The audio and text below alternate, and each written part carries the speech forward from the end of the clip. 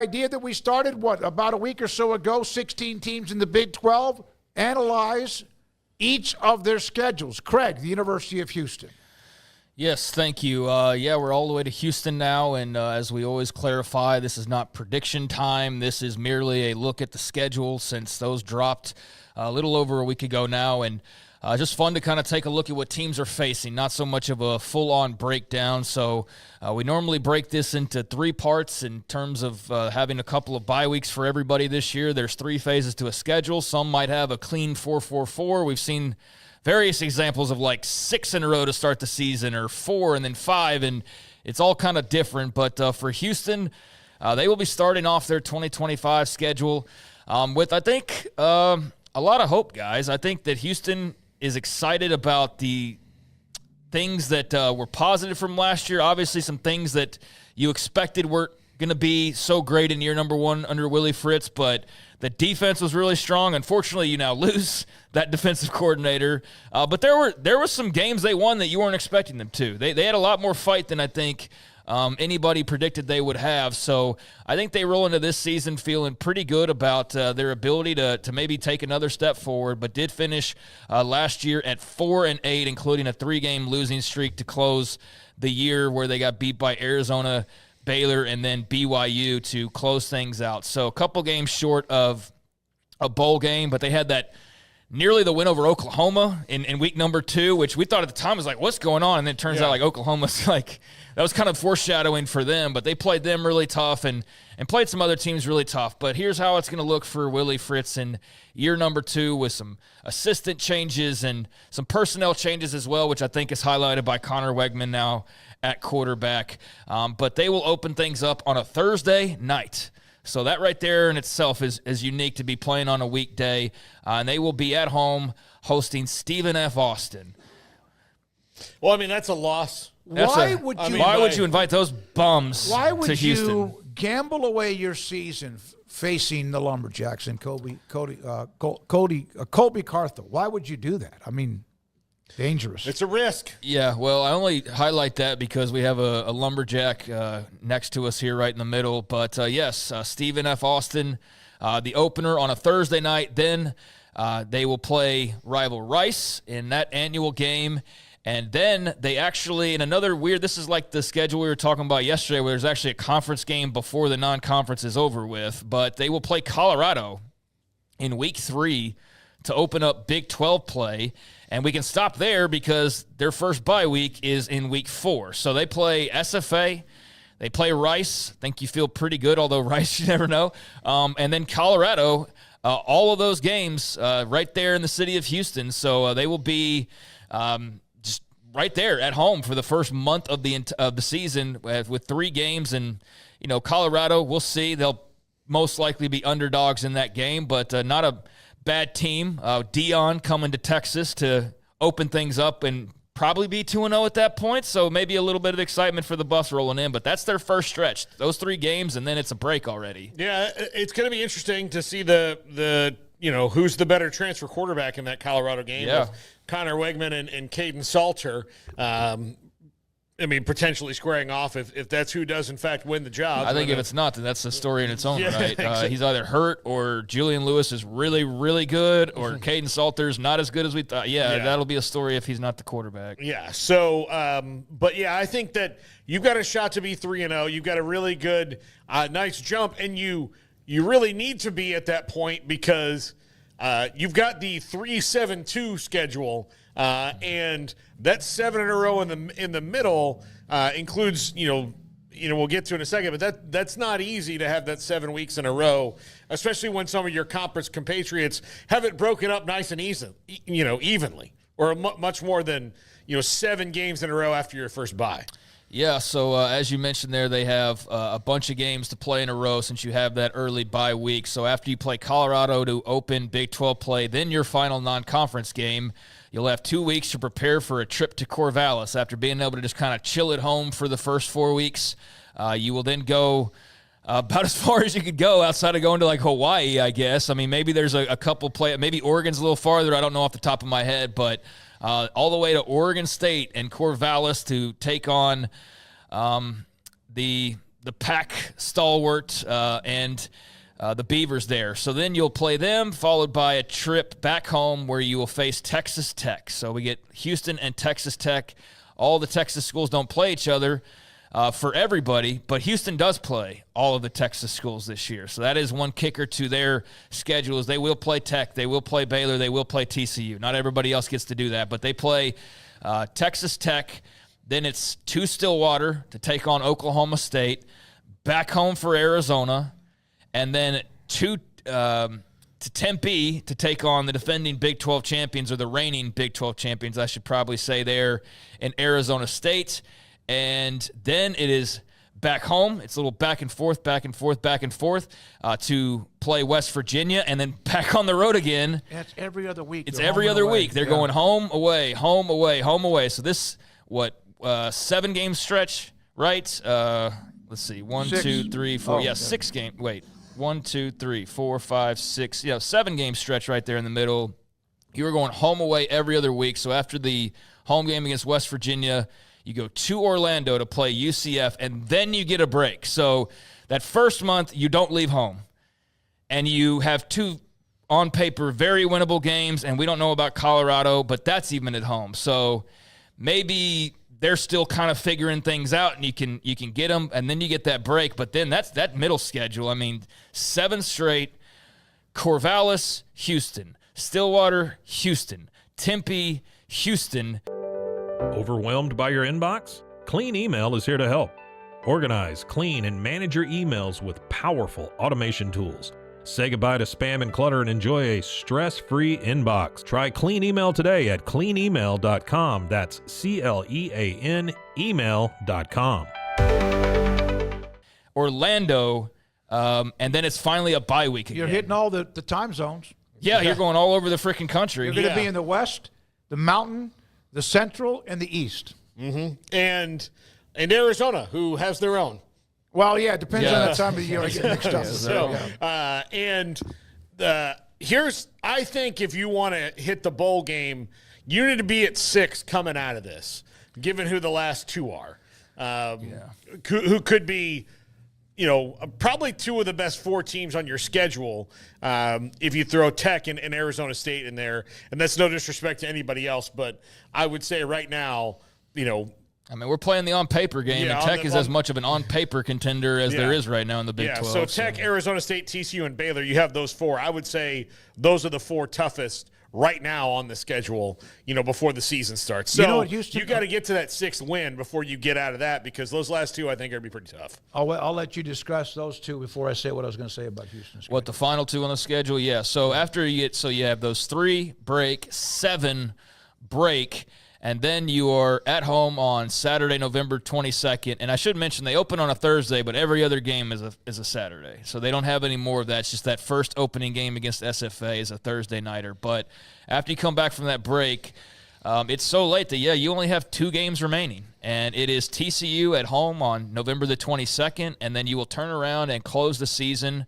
back on the road. So their entire schedule is home and away every other week, the entire way through. I wonder if that can be I wonder if that's somehow wear and tear, because you never get to settle in. Although you don't want to have to play 2 road games in a row depending on the time, or like where if it's in Arizona, then you're in Orlando. But I wonder if every other week you can get into a rhythm, or if that can kind of wear you out. I don't know, but you don't get to settle in really at all. I mean, unless you count having that bye week, maybe following – let's see. So you play Colorado at home and then a bye week, so you don't have to go anywhere for that. You play UCF on the road, and then you come back and you have that. So you can't. So you have like that Colorado part of the schedule where you'll be at home for a good chunk, but then after that, it's back and forth the entire way. 6 home games, 6 road games. So there's no extra home game there either. I mean, it's completely as down the middle as you can possibly freaking get this schedule, which is kind of unique to see. But TCU and then at Baylor to close out the season on November the 29th. So that's what their schedule looks like. And I don't know how often. Maybe it happens quite often, but it doesn't feel like we see such a balanced type of schedule like that. With the colors that the graphic that Garrett put out. they're playing all 3 Texas teams in their conference. Yeah, that's what I mentioned earlier. Yeah, that's got to be good, and you wonder if that could ever happen, but apparently not with the algorithm. Plus, they're playing a team at home in SFA that's just, 2.5-3 hours up the road in Nacogdoches. Yeah, and so, you look at last year and compare it to this year. They'll play Arizona again. They'll play Baylor again, but there's no BYU on the schedule. There is no Kansas State on the schedule. There is no Kansas on the schedule, no Utah on the schedule, no Iowa State on the schedule, no Cincy on the schedule. So it's a big shakeup from the teams they played last year. And you could look at that and go like, hey, that's great we don't play Iowa State, right? That's great we don't play Kansas State. It might be pretty good you don't play Utah for all we know at this point. Probably good you don't play BYU. So you do kind of avoid some of those teams you think might be pretty good, but you are getting Arizona State as far as on paper. You're getting Tech on paper, and then we'll see about a lot of the rest. Like I expect TCU will be good. At worst, they'll be solid. At worst, they'll still be favored over you at that point, I would think. But the rest of them, I mean, there's a lot of question marks. Like, is Oklahoma State vastly better? Is West Virginia vastly better or just as good or a little bit better than they were last year with Rich Rod? Arizona, I mean, there's some winnable games on this schedule for the Cougs, but, yeah, a lot of it will determine kind of that non-conference. Do they get bit by an Oregon State? Are they able to go 3-0?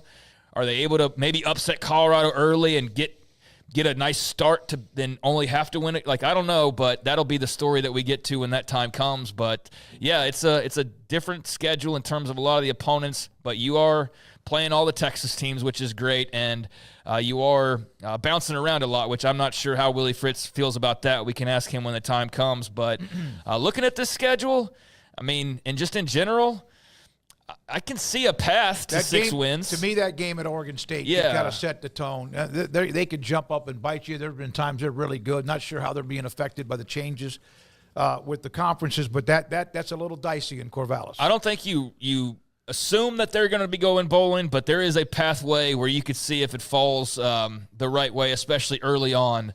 And as you mentioned, the trip to Corvallis. But that first month, SFA, Rice, you have to win both of those games. You have to win the Bayou Bucket. And then we'll see once you get into, CU and Oregon State. But there's Houston's schedule. I think there's a lot of fun there to be had, some cool road trips. I mean, if you're a Houston fan and you haven't gone up to Stillwater, that's a great atmosphere, although I don't know at that point in the season of what that atmosphere will be like. I don't know how hard the paddles are going to be banging against the wall, depending on where Mike Gundy and company find themselves, but that's a great place when it's rocking. Like, that's a fun venue. Corvallis should be a really cool experience. I think there's probably a lot of fans that will want to go to that game just because it's pretty unique. And then, go out to Orlando if you want to. Go out to Tempe. There's some fun trips if you're a Houston fan, and some new trips as well. So I like the schedule. I think it's manageable. I think you avoid some of the teams that you assume are going to be really good, but you get your cracks at a couple of the teams that they don't play anybody in the Midwestern part of the Big 12, do they? K-State, Kansas, they don't play any of those State. teams. Yeah. Nope. I mean, they play pretty much a couple of the Western schools in Arizona State, but they don't play BYU. They don't play Utah. They're pretty much a little bit of west, but a lot of moving east. That game, I don't know if this makes a difference. The game when they play Arizona State, of course, Mountains time never changes in Arizona. But it will the week after they're in Tempe. So that's not like much of a change at all as far as the time zone. They leave Texas once. And really, Stillwater's not much of a travel. They don't really leave much of anybody except one time the first month and a half of the season. And that is something that is definitely actually, until October 25th in Tempe, they have no road trip other than Oregon State. Yes, on the road against Rice. Yes, on the road against Stillwater. But they really don't have much travel, although Corvallis is a long trip. Oh, yeah, and they highlighted that 1,800 miles. That's how far it is? Houston to Corvallis, 1,800 miles. That's about how far it is from here to Tampa. Yeah. So that'll be about, it'll be a little bit less Houston to Orlando. Yeah. But yeah, Houston to Corvallis. And that should be fun. You can go up there and have some granola. I don't know. What? Is that what they're known for? Well, it's Oregon. Oregon. I think they're a little bit different than. Yeah. I don't know the differentiations. I don't think Corvallis. Yeah. Somebody's gonna have to correct me. I think it's more rural. Like, yeah, it is. I think definitely more rural. Yeah, how close Corvallis, is it? Stillwater. Are they all kind of the same type city? I mean, I think there's more similar than like thinking of Seattle and how close is it to Bend, where the last remaining Blockbuster is? I don't know off the top of my head, but yeah, it is definitely more of a. That's part of the reason why people feel like they would fit in the Big 12 is the size, but also kind of you're not the big team, but you're a respectable team and you can hold your own, but you're also kind of out in the. Corvallis and Pullman fit that. Yeah, fit that vibe. Yeah, yeah. You always thought of those two differently than you do Washington and Oregon. Look, here's the thing: if they were closer to anything, the Big 12 might have just gone ahead and grabbed them because they're no different than K-State or Oklahoma or Tech. I just don't think that you had the votes, the TV money, none of that. Yeah. And I think there comes a point, too, where then you went and you added a bunch of other schools, and you added 8 schools, and you're like, do we need 9 and 10 right now, or are we going to sit and wait and see how this plays out? And I think they chose the let's play it out route. And, yeah, that was kind of mind-boggling to me. It was like a week after they added the 4 Pac-12 schools, it's like Oregon State and Washington State are next, like, well, they would have just done it last week. Like, they just did that. So if they could do that, you would think they would have done it at that time, and who knows. But there are some notes, and this is courtesy of Houston. So we're talking about this, and some of this I had marked down as well, but I came across an article by them. So a couple of the highlights from this that I found of interest. We talked about the home and away every single week of the season. First time in 80 seasons of football that's ever happened for Houston, where they've gone home and away, back and forth. No first-time teams on the schedule. So they've played everybody at least once before, but they have not played SFA since 1948. They dodged us. Yes, that's clearly what happened. They have not played Oregon State since 1970. They have not played Colorado since 1971. And they have not played Arizona State since 1990. Let me tell you something. That 71 Colorado was third in the country. So those are the last times they played some of those teams. So this will be the first time in a long time. I mean, 30-plus years for at least 4 of these opponents, and much more than 30 years when you're talking about having not played SFA since 1948, which that seems kind of crazy that would have been that long. Yeah, because that's a long break. I'll talk to the alums and boosters about it. Really, that would make sense. That's a game to go play, maybe get a pretty decent check. Houston's not going to have 75,000. We get that. But that just makes sense to play against Houston when you're right there. Just drive down, 69, Highway 69 or 59 to Houston. Yeah, and then just a couple more. They play in all 4 time zones, as you guys mentioned. That's happened before, but it's been a while since that's happened, a few years since that happened. But they will hit all 4 of the major time zones. And there's more about, like, the last time they played – Texas Tech, or the fact that will be the 47th meet. There's things like that if you want to get deeper into it, but I think we've hit most of the highlights and kind of the most interesting points of the schedule. And it's something that they can, I think, handle, but there's a lot of questions. We don't know quite who they are also. So they got to win that game. They don't only have to. They win a game against Oregon State. The year that they played – what did you say? Houston in 1971. Colorado went 10-2 that year. Their only losses were number 1 against number 2 in Nebraska and Oklahoma. They beat number 9 LSU and 6th-ranked Ohio State. That's how good they were, and that's how unbelievable the Big 8 was that year. Number 1, number 2, and also number 3. So Oregon State and Corvallis. I think. Paul, you said granola. Somebody said you could eat beaver up there too, right? Oh, I mean, you can do that in a lot of places, but,